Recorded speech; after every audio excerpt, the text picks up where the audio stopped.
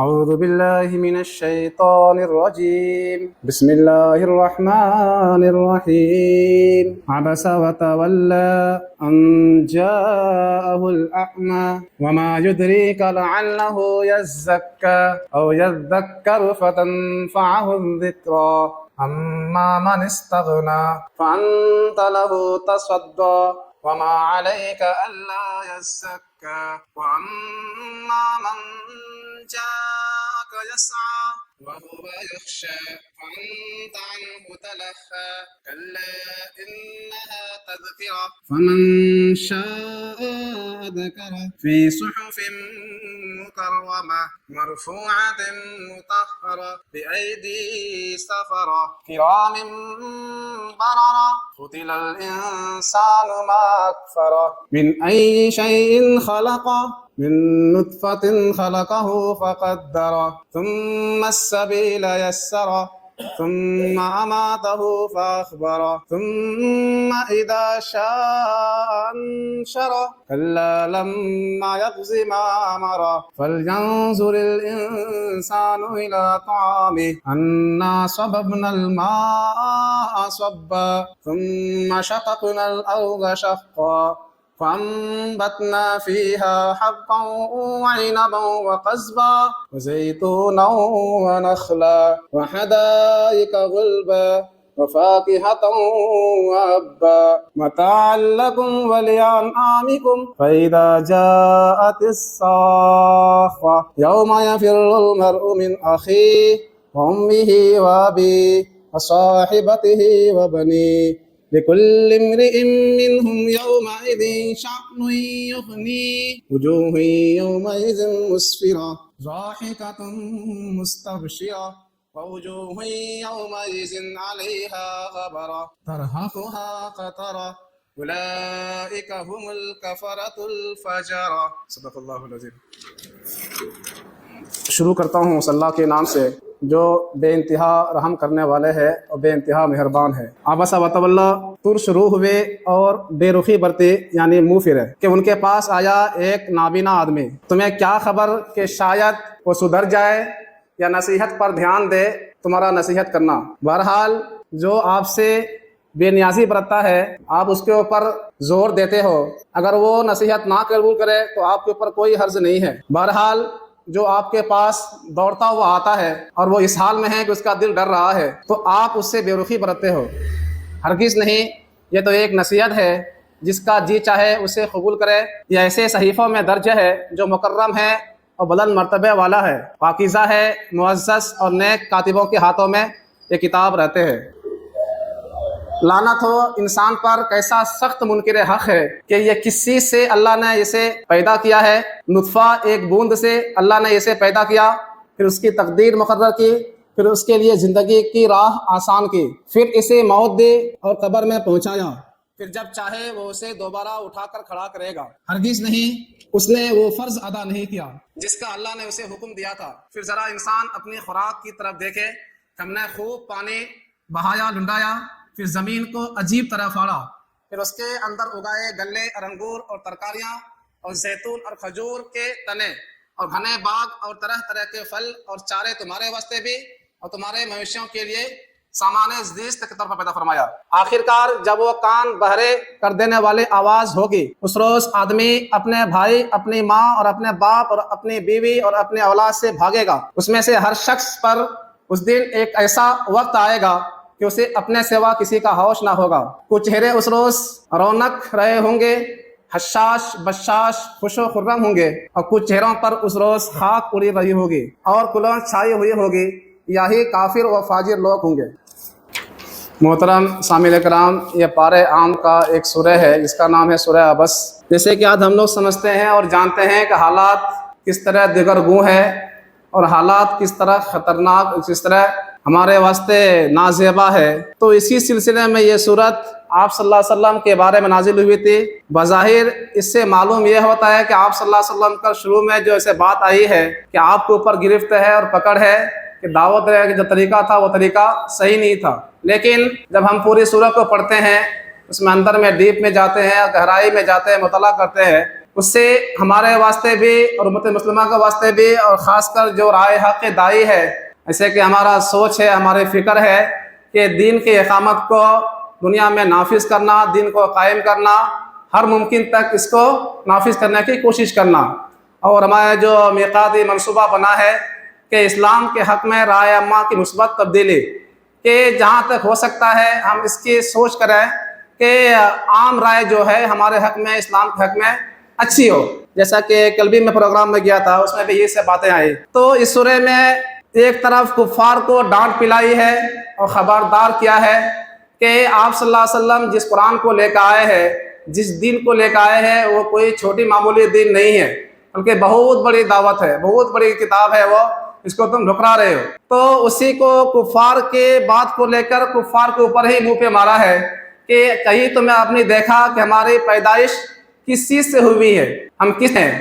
اس کے بعد پھر ان کے اپنے آپ میں یاد دلایا گیا ہے، پھر اس کے بعد اس کو یاد دلایا گیا ہے کہ تمہارے سامنے جو کتاب ہے، یہ کتاب کوئی معمولی کتاب نہیں ہے، بلکہ ایسے ہاتھوں سے لکھی ہوئی کتاب ہے جو بامکرم ہے اور بہترین، وہ ہر عیب سے پاک و شفاف ہے۔ اور آخر میں یہ باتیں بتائی گئی ہے کہ تمہیں جو کرنا ہے کرو۔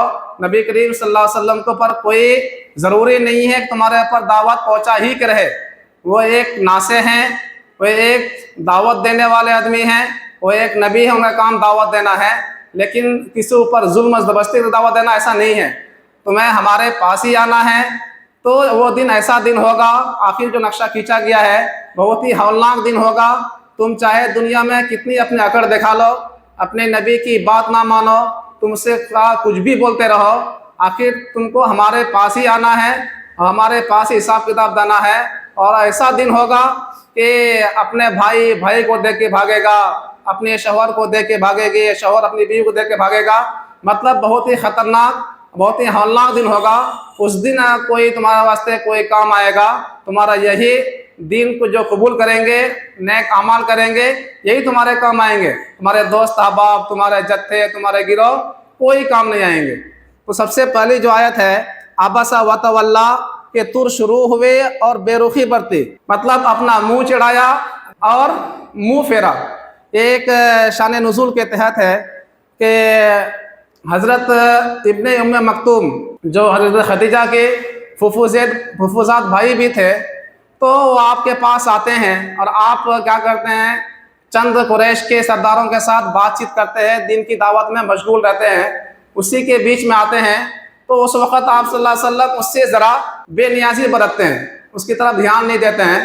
تو وہ دھیان نہیں دینا، بے نیازی برتنا، یا اس طرف اپنی رغبت کو نہ دینا، اس بنا پر نہیں کیا کہ آپ صلی اللہ علیہ وسلم اس کو دین کا داعی نہیں سمجھتے تھے، ان کو حق پر نہیں سمجھتے تھے، ان کی تحقیر کرنا مقصود ایسا کچھ بھی نہیں تھا، بلکہ ان کا مقصد یہ تھا ہمارے جو سامنے جو احباب بیٹھے ہیں یہ بااثر رسوخ والے آدمی ہیں، محلے کے قریش کے بڑے سردار لوگ ہیں، اس میں سے اگر کوئی ایک آدمی ایمان قبول کر لے تو اسلام کا بہت ہی نام بلند ہوگا اور اس کے ذریعے سے اور بھی باقی لوگ ایمان قبول کریں گے۔ یہ ان کی سوچ تھا، ہر کسی کا بھی یہ سوچ رہتا ہے، لیکن اللہ تعالیٰ نے اس بات پر ان کو یہ طریقہ سمجھایا گیا، اسلام کا یہ طریقہ بالکل بھی نہیں ہے۔ جس انسان کے حق میں حق کی طلب ہو، وہ انسان اگر حق کا طلبگار ہے، حق کو سیکھنا چاہتا ہے، حق کو معلوم کرنا چاہتا ہے، اسلام کے بارے میں جاننا چاہتا ہے، اور وہ آپ کے پاس دوڑا ہوا چلا آ رہا ہے، چاہے وہ لنگڑا ہو، چاہے وہ لولا ہو، عقل سے کمزور ہو، مال سے معذور ہو، کسی بھی طریقے سے انسان ہو، لیکن اگر طلب حق ہے وہ انسان کے نزدیک، آپ کی سب سے پہلی رائے اور ترجیح یہ ہونی چاہیے آپ ان کے پاس دین پھیلائے، نہ کہ صاحب ثروت کے پاس، مال والوں کے پاس، بینک بیلنس والوں کے پاس۔ تو اس سے ہمیں یہ سبق یہ بھی ملتا ہے، دنیا میں ہم جہاں رہتے ہیں، دین کی دعوت دیتے ہیں، جس سماج میں رہتے ہیں، تو کسی بھی غریب انسان کو بے وقت یا بے حیثیت نہیں سمجھنا چاہیے قرآن کی روح سے، کہ قرآن کے روح سے حیثیت والا انسان، عزت والا انسان وہ ہے جس کے پاس دین کی عزت ہو، جن کے پاس حق کی طلب ہو، جن کا دل اللہ سے ڈرنے والا ہو، چاہے وہ آدمی کالا ہو یا گورا ہو، وہ آدمی عجم کا ہو، عرب کا ہو، کہیں کا بھی ہو، اس سے کوئی مطلب نہیں ہے۔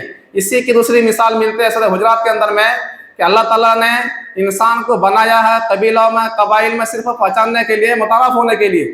اللہ کے نزدیک وہی آدمی باعزت ہے، وہی آدمی کامیاب ہے جس کا دل اللہ کے ساتھ لگا ہوا ہو، جو انسان متقی اور پرہیزگار ہو۔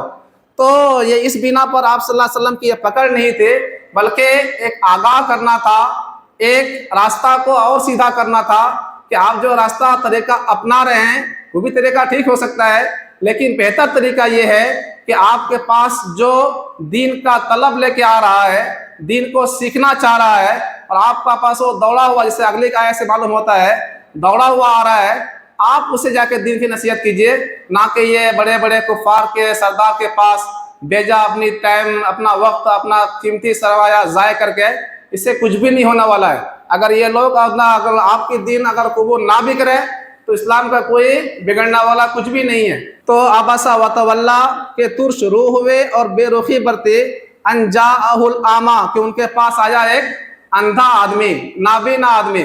تو ہمیں چاہیے کہ قرآن کے معاملے میں بھی ایسا اردو استعمال کرے جو عام ماحول میں اچھا لگے۔ تو ان کے پاس آیا کوئی نابینا آدمی۔ یہ نابینا آدمی کون تھے؟ حضرت خدیجہ جو آپ صلی اللہ علیہ وسلم سے بڑی بیوی ہے، ان کی پھوپھا زاد بھائی تھے، کہ خدیجہ کے جو ابو تھے وہ ان کی بہن کا بیٹا تھا۔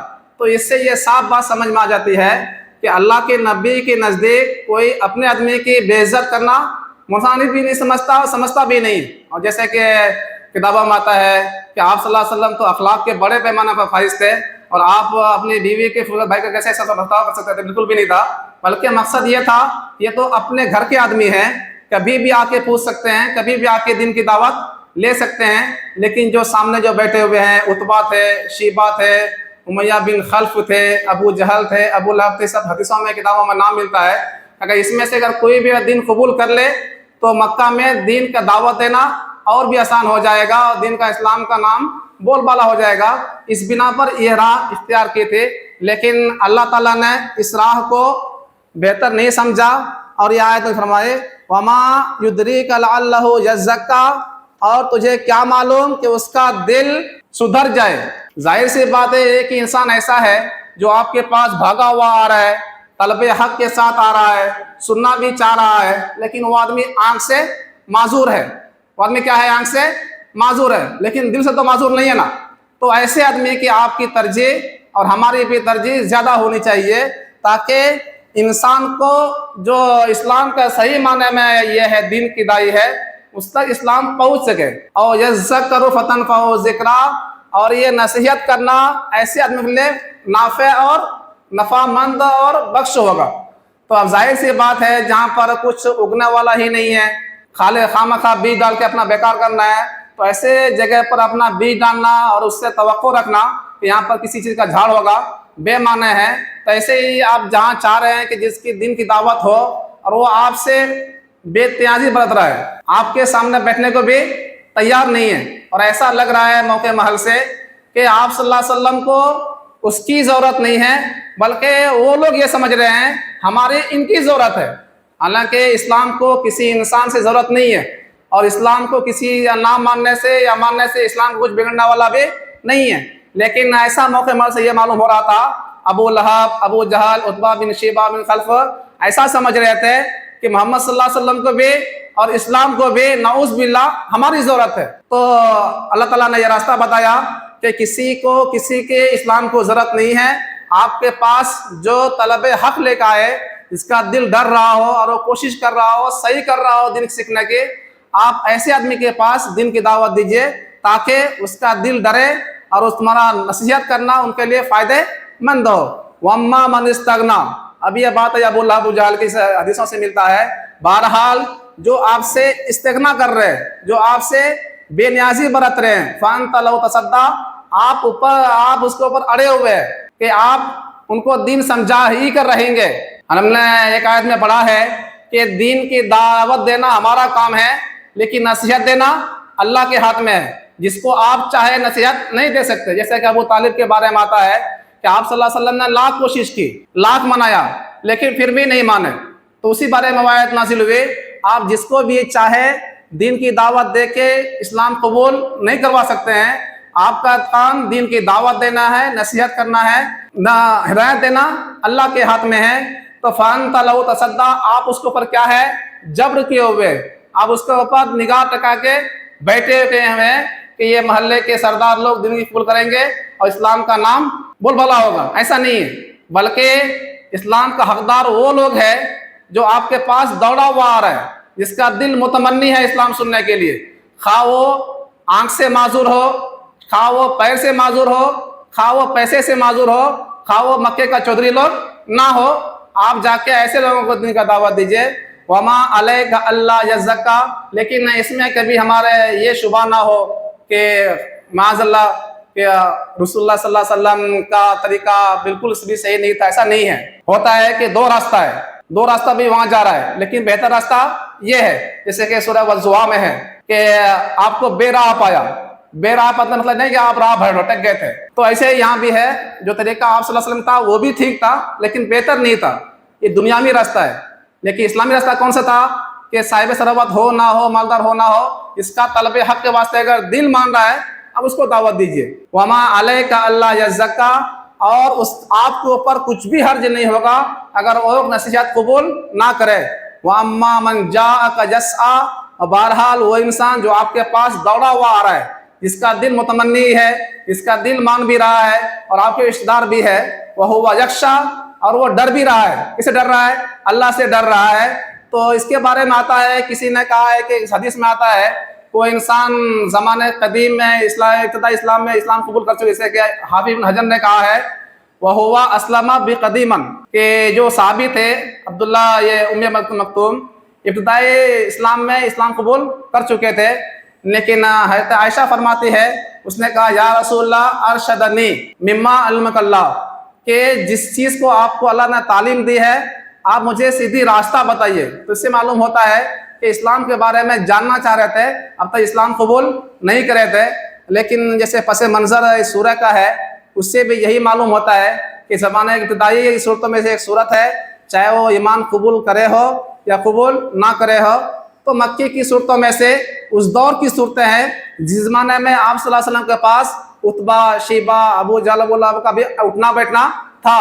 اتنی منافرت ابھی نہیں پیدا ہوئی تھی کہ آپ کے اوپر اوجڑی ڈالے، آپ کے راستے میں کانٹے بچھائے، آپ کے اوپر گرم گرم چاول کا گنجی اوپر سے ڈالے، یا طرح طرح سے آپ کو پریشان کرے، یا حالت سجدہ میں آپ کے اوپر بیل کا، اونٹ کا آ کے اوجڑی ڈال دے. یہ سب نوبت ابھی تک نہیں آئی تھی. تو مطلب یہ معلوم ہوتا ہے یہ جو آیتیں ہیں، یہ جو صورتیں ہیں، یہ ابتدائے اسلام کی ہے. چاہے عبداللہ ابن مکتوم اسلام قبول کرے ہو یا اسلام کے بارے میں جاننا چاہ رہے ہو، فَأَنْتَ لَهُ تَلَاهَا، آپ اس سے بے نیازی برت رہے ہیں، یہ بالکل بھی صحیح نہیں ہے. کَلَّا إِنَّهَا تَذْكِرَةٌ، یہ ایک ڈانٹ ہے اور ڈپٹ ہے ان لوگوں کے لیے جو کفار مکہ تھے اور اس زمانے کے لیے جو بار بار قرآن کو یہ باور کرانا چاہتا ہے قرآن صحیح کتاب نہیں ہے، قرآن میں ایسا ہے، قرآن میں ایسا ہے. اور ہمارے مسلمان بھائی بھی کچھ ایسے ہیں جو ان کی باتوں کو ماننے کو تیار ہو جاتے ہیں. آج ہم لوگ میڈیا پر ایمان رکھتے ہیں، میڈیا پر بھروسہ اور ٹی وی چلا کے بحث کرتے ہیں. تو بہرحال ہرگز نہیں، قرآن کا یہ دستور ہے، قرآن کا یہ طریقہ ہے کہ انسان کو جب ڈانٹ ڈپٹ پلاتا ہے تو کلّہ کا استعمال کرتا ہے. سورہ الحاقۃ التکاثر میں ہے اور کہیں کہیں ہے. تو ہرگز نہیں. انہا تذکرہ، یہ ایک نصیحت ہے. قرآن ایک نصیحت ہے، چاہے وہ نصیحت قبول کرنے والا چودھری ہو، نصیحت کو سننے والا کوئی غریب انسان ہو، نصیحت لینے والا کوئی عام انسان ہو، چاہے وہ بلال حبشی ہو یا ابوبکر صدیق ہو یا عثمان غنی ہو، کوئی بھی ہو سکتا ہے. یہ ایک نصیحت ہے. فمن شاء ذکر، جس کا دل چاہے نصیحت کو قبول کرے کھلم کھلا، دو ٹوک، اس میں کوئی شک و شبہ نہیں ہے کہ کسی کے سامنے اسلام جھک کے پیش کرے کہ ہمارا اسلام مذہب ہے. تو یہ ایک نصیحت ہے، یہ کھلی ہوئی کتاب ہے، یہ کھلی ہوئی چیلنج ہے. جس کو دل چاہے قبول کرے، جس کو چاہے نہ قبول کرے. ظاہر سی بات ہے، اس زمانے ہم نے سنا ہے، پڑھا ہے حدیثوں میں کہ کفار مکہ نے کیا نہیں کہا. آپ صلی اللہ علیہ وسلم کو جادوگر کہا، آپ کو مجنون کہا، آپ کو ساحر کہا، آپ کو شاعر کہا. اور ظاہر سی بات ہے جب اب بھی ہم لوگ سنیں گے سمجھیں گے ایسا لگتا ہے کہ پورا قرآن کیا ہے، عربی میں شعر شاعری ہے. وَالضُّحَىٰ وَاللَّيْلِ إِذَا سَجَىٰ، اس میں ایک آپ صلی اللہ علیہ وسلم کی تعریف ہے، آپ کے بال کیسے تھے، آپ کے چہرہ کیسے تھا، ایسا ایسا. تو آخر میں ایک جیسا طرز ہے، تو ایسا لگتا ہے کہ اردو میں شعر شاعری ہے. تو آپ کسی نے شاعر کہا، کسی نے آپ کو جادوگر کہا، کسی نے آپ کو مجنون کہا. تو اللہ تعالیٰ نے وہاں بھی اس کو ہدایت دے کہ ان کے جادوگر کرنے سے، مجنون کرنے سے کوئی دین کا نام بدنام نہیں ہونے والا ہے اور آپ کے اوپر کوئی فرق نہیں پڑنے والا ہے، بلکہ آپ کا جو زمانہ ہے اور زمانہ جو آنے والا ہے وہ آپ کے لیے بہتر ہوگا۔ وَالْآخِرَةُ خَيْرٌ لَكَ مِنَ الْأُولَىٰ، صلی اللہ علیہ وسلم کہے إِنَّ مَعَ الْعُسْرِ يُسْرًا، کہ بہتر ہے بعد کا زمانہ پہلے کے زمانے سے، اور تنگی کے بعد آسانیاں آنے والی ہے۔ تو قرآن دو ٹوک الفاظ میں بیان کرتا ہے، چاہے تمہاری زبان عربی ہو، تم عربی میں شعر و شاعری راتوں رات کرتے ہوں گے۔ اس زمانے کا ایک ماحول تھا کہ ان لوگ رات میں بیت بازی کرتے تھے، جون سا شعر آخر میں ختم ہوتا ہے جس لفظ سے، جس حروف سے، وہاں سے اگلا آدمی شروع کرنا۔ ان کو اتنی مہارت ہے اپنے شعر شاعری عربی زبان پر، پورا اسی میں گزرتا ہے، دن میں سونا رات میں شعر شاعری کرنا۔ شعر شاعری میں کچھ بھی نہیں ہوتا تھا، ایک خاندان کا برائی کرنا، دوسرے خاندان برائی کرنا اور پورے واہ واہ کرنا تھا۔ تو مطلب یہ کہنا تھا تمہارے کو عربی پر عبور بھی ہے اور فصاحت پر عبور بھی ہے، سب کچھ ہے۔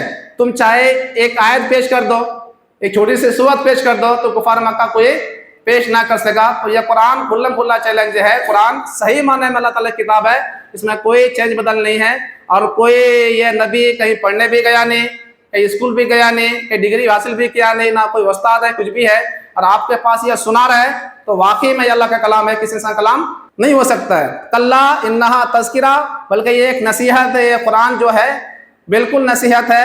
فمن شاء ذکرہ، جس کا دل چاہے قبول کرے، فی صحف مکرمہ، یہ قرآن جو ہے ایک باعزت مکرم کتابوں میں ہے، اور وہ کتاب کیسی ہے؟ مرفوعۃ مطہرہ، پاک ہے اور باعزت بڑی ہے، عالی شان والی ہے، بِأَیْدِی سفرۃ کرام بررہ، نیک اور معزز ہاتھوں میں لکھے ہوئے، فرشتوں کے ہاتھ سے۔ ظاہر سی بات ہے جب یہ قرآن ایسی کتاب، اس میں اتنی ساری خوبیاں موجود ہو، کیا اس میں کوئی چینجز ہو سکتے ہیں؟ اس میں تبدیلیاں ہو سکتی ہیں؟ نہیں۔ اللہ تعالیٰ کا لاکھ لاکھ احسان ہے، شکر ہے، انشاءاللہ قیامت تک رہے گا، قرآن میں ایک زبر زیر کی بھی فرق نہیں آئے گا۔ آپ اس کے علاوہ اور بھی دیکھیں گے آسمانی کتابیں، سب میں کچھ نہ کچھ چینجز ہو گئے ہیں، تبدیلیاں ہو گئی ہے، الگ الگ کتابیں، لیکن الحمدللہ ہماری یہ کتاب جو ہے، آپ ہندوستان میں پڑھیں، چاہے سعودی عرب میں پڑھیں یا کہیں بھی پڑھیں، اس کا جو پڑھنے والا قاری ہے کسی کی آواز بھی سنیں، اور الحمدللہ یہ بھی ہے جو پڑھنے کا طرز ہے وہ طرز بھی ایک جیسا ہے۔ ایسا نہیں کہ عربی ہے اس کا طرز الگ ہے ہمارا طرز الگ ہے، یا کوئی بنگلہ اس کا طرز ہمارا الگ ہے، ایسا بالکل بھی نہیں ہے۔ تو یہ قرآن کی خصوصیت ہے، اور یہ بالکل 100% نصیحت ہے، جس کا دل چاہے قبول کرے، جس کا دل چاہے نہ قبول کرے۔ قتل الانسان ما اکفرہ، اب یہاں سے جو ہے کفار مکہ کو اور ڈانٹ پلا رہا ہے کہ تم ایک نبی کی بات نہیں مانتے ہو، قرآن کی دعوت کو نہیں مانتے ہو، اور فلاں فلاں یہ سب بات کرتے ہو۔ قتل الانسان ما اکفرہ، انسان ناشکرا کس بنا پر ہو گیا؟ انسان مارا جائے کہ اس نے انکار کیا۔ ظاہر سی بات ہے انسان کیا ہے؟ انسان اگر اپنے آپ میں غور کرے، اپنے گریبان میں جھانکے، اپنے آپ میں جھانکے، میں کیا ہوں؟ ایک کڈنی میں کچھ ہو جاتا ہے فوراً ہاسپٹل کو بھاگتا ہے، ڈاکٹر اس کو وہاں بچاتا ہے، دوا سوئی مارتا ہے۔ انسان کیا ہے؟ اپنے آپ میں اگر غور کرے انسان کیا ہے؟ انسان کچھ بھی نہیں ہے۔ تو حق تو یہ تھا جس نے ان کو بنایا ہے، جس نے اس کو پیدا کیا ہے، ماں کے پیٹ میں رکھا، دنیا میں 2 سال ان کے واسطے ماں کے دلوں میں محبت پیدا کر دیا۔ ٹھنڈ کے موسم میں ماں پانی نہاتی ان سے پیشاب کرنے کے بنا پر، گرم میں ان کے ماں تکلیف سے آتی، باہر نہیں سوتے۔ تو ان کو حق تو یہ تھا کہ اس خالق کو جانتے، اس رازق کو جانتے، اس اللہ پاک کو جانتے جس نے اس کو پیدا کیا ہے، لیکن انسان ناشکرا ہے۔ من ای شیء خلقہ، کہ انسان کو کس چیز سے پیدا فرمایا ہے؟ من نطفۃ خلقہ، ایک نطفہ سے، جو نطفہ پاک بھی نہیں رہتا ہے، ناپاک رہتا ہے۔ فقدرہ، پھر اس کی تقدیر بنائی۔ اب ظاہر سی بات ہے انسان ماں کے پیٹ میں کہاں رہے گا، کیسا رہے گا، کتنے دن باہر آئے گا، پھر اس کے بعد وہیں پر تقدیر بنا دیا کہ انسان کیا کھائے گا، دنیا میں کتنا دن زندہ رہے گا، ان کی موت کہاں آئے گی، موت آنے کے بعد انسان زمین میں دفن ہوگا، یا پانی کے پیٹ میں جائے گا، یا پرندوں کے پیٹ میں آئے گا، یا آگ کے پیٹ میں جائے گا۔ یہ سب تقدیر میں لکھا ہوا ہے۔ انسان اگر چاہے لاکھ کوشش کرے کہ میں اسی موت مرنا ہے، دوسرے موت نہیں مرنا ہے، تو انسان کے ہاتھ میں وہ نہیں ہے۔ انسان اگر چاہے کہ میں آگ کے موت نہیں مرنا ہے، مجھے مٹی میں دفن ہونا ہے، اس کے ہاتھ میں نہیں ہے۔ کتنے ہوائی جہاز ایسے ہوتے ہیں آگ لگ کے پورے ختم ہو جاتے ہیں، پورے مسافر جل کے راکھ ہو جاتے ہیں، پھر کسی کا ایک ہڈی ملتا ہے، کسی کا 2 ہڈی ملتا ہے، اسی سے پھر ڈی این اے چیک کرتا ہے کہ یہ آدمی جمشید ہے، یہ آدمی فلاں ہے، یہ آدمی فلاں ہے، حالانکہ وہ بھی سب بکواس کچھ بھی نہیں ہے۔ تو اللہ تعالیٰ ہر چیز کا تقدیر لکھ دیا ہے کہ انسان کے موت کہاں ہوگا، انسان کہاں مرے گا، کہاں جیے گا، کیا کھائے گا، کیا ہوگا، بڑھ کے کیا بنے گا۔ ثم السبیل یسرا، پھر ان کے لیے راستہ بھی ہموار کر دیا۔ ایسا نہیں خلے پیدا کر کے چھوڑ دیا، ہر چیز اس کے واسطے راستہ ہموار کیا ہے۔ اگر انسان کو اگر پیدا کر دے، اس کو عقل نہ دے، تو انسان کیا کر سکتا ہے؟ ہمارے سامنے دیکھتے ہیں تو کچھ کم عقل لوگ گھومتے ہیں، سب اس کی مذاق اڑاتے ہیں، سب اس سے ٹھٹے مذاق کرتے ہیں۔ انسان کو اگر عقل نہ دے، خالی پیدا کر دے، تو انسان کی کوئی بس کی بات نہیں ہے۔ وہ انسان کسی کام کا نہیں ہے، وہ انسان اپنے سماج میں ایک بوجھ بن کر رہ جاتا ہے۔ ثم اماتہ فاقبرہ، پھر اس کو موت دیا اور پھر اس کے قبریں بنائی، مطلب اس کو موت کے کہاں دفن ہوگا وہ بھی پہلے طے کر دیا ہے۔ ثم اذا شاء انشرہ، پھر یہ بھی نہیں، پھر مرنے کے بعد جب نفخ ثانیہ پھونکی جائے گی، نفخ صور جب پھونکا جائے گا تو اس کو دوبارہ زندہ کرنا بھی اللہ تعالیٰ قادر ہے۔ وہاں بھی انسان کے بس نہیں چلے گا کہ میں نہیں ابھی سویا اور سونا ہے۔ جیسے کہ ہمیں کتابوں میں آتا ہے کہ نیک لوگ جب انسان سوتے ہیں قبر کے اندر میں، اس کے لیے وہ 50,000 سال ایسا ہوتا ہے جیسے کہ دلہن کے رات سو رہا ہو کہ ابھی سویا ابھی وہ اٹھا دیا۔ انسان چاہے کہ مجھے اور سونا ہے تو اس کے بس کی بات نہیں ہے۔ اور اس کے الٹا ایک انسان اگر برا ہے، بدکار ہے، قبر میں عذاب ہو رہا ہے، وہ چاہے کہ ابھی قیامت آ جائے، جو ہونا ہو جائے گا، تو اس کے واسطے بھی جلدی قیامت نہیں آئے گی۔ تو ثم اذا شاء انشرہ، دوبارہ زندہ کرنا بھی اسی کے ذمہ ہے۔ کلا لما یقض ما امرہ، ہرگز نہیں، اس نے اپنے رب کا فرمان پورا نہیں کیا۔ اب یہ رب کے فرمان میں دو طرح بھی ہو سکتا ہے کہ خدائی کا حق ادا نہیں کیا، اگر وہ کافر ہے۔ اگر مسلمان ہیں تو جیسا مسلمان بن کے زندگی گزارنا تھا، جیسے ہم لوگ مسلمان ہیں، تو ایمان والوں کا کیا کام ہو سکتا ہے، اپنے واسطے کیا کر سکتے ہیں؟ تو جیسا کہ حق تھا ہم نے وہ حق ادا نہیں کیا۔ فَلْيَنْظُرِ الْإِنسَانُ إِلَىٰ طَعَامِهِ، تو انسان چاہے کہ اپنے کھانے کی طرف دیکھے۔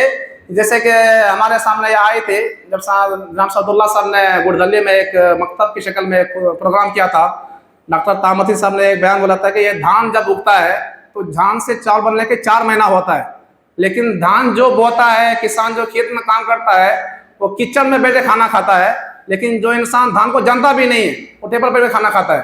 تو انسان اگر اپنے خوراک میں غور کرے تو انسان کو سمجھ میں آ جائے گا کہ خوراک ہماری کیا ہے۔ ایک انسان 4 مہینے تک اپنے کچن میں بیٹھ کے دھان کو بوتا ہے، پھر اس کو کاٹتا ہے، پھر اکھاڑتا ہے، پھر بوتا ہے، پھر وہ پاک کرتا ہے، پھر دھان بنتا ہے، پھر جا کے مشین میں چاول بنتا ہے۔ تو چاول کی کیا اہمیت ہے؟ ان کو دھان کے اندر جو ڈالنے بھی مٹی میں، مٹی سے وہ جو پھٹتا ہے، اس کو پھٹانے والا کون ہے؟ اللہ تعالیٰ ہے۔ ایک بیج سے لے کر پھر دوبارہ فصل بننے تک ان کو پالنے والا کون ہے؟ وہ اللہ تعالیٰ ہے۔ تو انسان اگر اپنے کھانا میں غور کرے تو انسان سمجھ میں آ جائے گا کہ میں کچھ بھی نہیں ہوں، جو بھی ہے اللہ ہے۔ انا صبنا الماء صبا، کہ ہم نے پانی کا چشمہ بہایا، پھر ہم نے زمین کو پھاڑا، پھر ہم نے اس میں گنے اگائے، پھر انگور اگائے، پھر اس کے ترکاری کے باغات بنائے، اور پھر ہم نے زیتون اور کھجور کے باغ بڑھائے اور گھنے باغ اگائے اور طرح طرح کے میوے اگائے۔ یہ تمہارے واسطے اور تمہارے جانوروں کے واسطے ہے۔ فَإِذَا جَاءَتِ الصَّاخَّةُ، پس جب یہ قیامت آ جائے گی، وہ ٹوٹنے والی آواز، کھڑکھڑانے والی آواز، سخت آواز، تو اس دن کیا ہوگا؟ انسان کو دیکھ کے بھاگے گا۔ اس دن نہ کوئی کسی کے کام آئے گا۔ آج ہم لوگ سمجھتے ہیں کہ ہمارا فلاں دوست ہے، فلاں چچا ہے، فلاں گروہ ہے، فلاں خجرہ ہے، کام آئیں گے، کوئی کام نہیں آئے گا۔ وہاں اگر انسان کا اگر کام آئے گا، نیک اعمال کام آئیں گے، نیک صالح اعمال جو ہم کر کے رہتے ہیں وہی کام ہے، دوسرا کچھ بھی کام نہیں آئے گا۔ بھاگنے کا 2 معنی بتایا گیا ہے۔ ایک تو وہ کہ جو اپنا قریبی ہوگا اس ڈر سے بھاگے گا کہ ہمارے سے یہ نیک اعمال نہ مانگ لے، ہمارے سے کچھ دریافت نہ کر لے۔ اور دوسرا معنی میں اس معنی میں بھاگے گا وہ انسان کہ میں نے جو ان کو وہاں پر دنیا میں راستہ بتایا تھا وہ راستہ خود صحیح نہیں ہے، میں نے جو اس کو راستہ بتایا تھا وہ راستہ خود صحیح نہیں ہے، اب کہیں ہمارے پکڑ نہ ہو جائے، اس بنا پر وہ انسان وہاں سے فرار اختیار کرے گا اور بھاگے گا۔ لیکن اس دن انسان کا بھاگنا یا پکڑنا کچھ نہیں ہونے والا ہے۔ جو کچھ ہوا ہوگا ہو گیا ہوگا۔ سب کے امتحان کا جو پیپر تھا وہ ضبط ہو چکا ہے، اب یہاں رزلٹ آنے والا ہے، بھاگو یا نہ بھاگو۔ لیکن ایک معاشر کا یہ منظر پیش کیا گیا ہے، اس دن کوئی کسی کا پرسان حال نہ ہوگا۔ ماں کو دیکھ کے بیٹا بھاگے گا، بیٹا کو دیکھ کے ماں بھاگے گی۔ جو ماں اپنی 9 مہینہ پیٹ میں رکھا، جس ماں نے 2 سال تک اس کا پیشاب پیخانہ سب کچھ پاک کیا، وہی ماں کیا کرے گا؟ اب دیکھے گا بیٹا کمزور حالت میں یہاں، تو بھاگے گی۔ کیوں بھاگے گی؟ 2 بنا پر۔ ایک بنا پر کہ ہمارے سے نیکی نہ مانگ لے، دوسری اپنا جیسے میں سیکھنا میں تربیت کی، وہ تربیت صحیح نہیں تھا، اس بنا پر بھاگے گی۔ تو ظاہر سی بات، بھاگنا کیسا بھی ہو، وہ انسان 2 گروہ میں ہوگا۔ ایک انسان تو وہ ہوگا جو پریشان ہوگا، اس کے اوپر گرد و غباریں پڑی ہوئی ہوگی، ہر طرح سے وہ انسان پریشان ہوگا۔ لیکن ایک انسان وہ ہوگا جو خوش و خرم ہوں گے، جس کے چہرے حشاش بشاش اور شادمان ہوں گے۔ وہ انسان صحیح معنی میں کامیاب ہوں گے۔ اللہ تعالیٰ سے میں دعا گو ہوں اور میں دعا کرتا ہوں کہ جو باتیں کہی گئی ہے ہم تمام کو اس پر عمل کرنے کی توفیق عطا فرمائے، اور اس پر صحیح معنی میں سوچ کے سمجھ کے، جیسے کہ شروع میں ایک بات آئی کہ داعی کے واسطے، کہ داعی کے لیے کیا ضروری ہے، طلب حق کس کے پاس ہے، اور ہم میں سے وہ بھی ایک صفت یہ اخلاق ہونا چاہیے، جب دین کی دعوت دینے جائے تو ہم یہ نہ دیکھیں کہ کون آدمی بڑا ہے، کون پیسہ والا ہے، کون کیا ہے، صحیح معنی میں سوچ بوجھ کے کون دین کے طلبگار ہے اس کو صحیح معنی میں ہم اپنا دین کی بات پیش کریں، ایسا معاملہ عطا فرمائے۔ وما علینا الا البلاغ۔ السلام علیکم ورحمۃ اللہ وبرکاتہ۔